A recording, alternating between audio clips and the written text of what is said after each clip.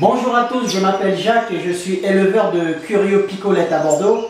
Et Curio Picolette, pourquoi? Parce que c'est le nom vénal qu'on donne, par exemple, en Amérique du Sud, là où c'est le plus répandu. Donc au Suriname, en Guyane, on les appelle Picolette. Et au Brésil, où il y a un plus grand nombre, on les appelle des Curios. Donc j'ai décidé de les appeler en nom vénal Curio Picolette.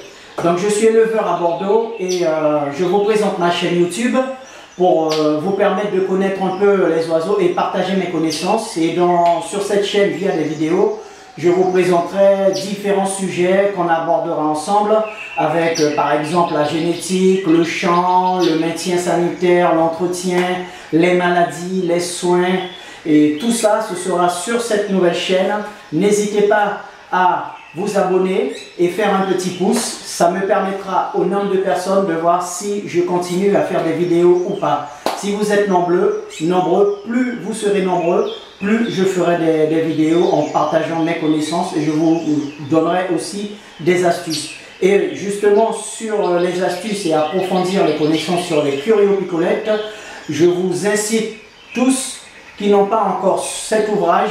C'est un ouvrage qui parle des oiseaux, c'est un ouvrage qui parle des picolettes et il y aura le lien juste en bas de la vidéo que vous pourriez directement vous le procurer. Et voilà. Je le rapproche pour que vous puissiez voir.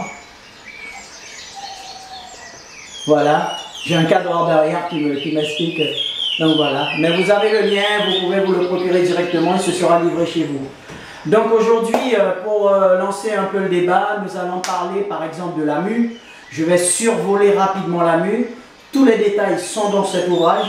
Donc la mue, pour beaucoup, c'est une maladie. Et non, c'est pas une maladie, c'est un processus qui est tout à fait naturel. Et il faut une alimentation adaptée pour la mue. Et les oiseaux, justement dans ce livre, je parle aussi de la variété alimentaire. Et chaque période d'existence de l'oiseau dans l'année, il y a une alimentation bien spécifique. Et la mue, il y a une alimentation spécifique parce qu'on sait que la mue, les oiseaux perdent des plumes et ils en refabriquent. Et par rapport à l'alimentation, si vous ne donnez pas une alimentation riche en protéines et en acides aminés, la mue va prendre beaucoup plus de temps.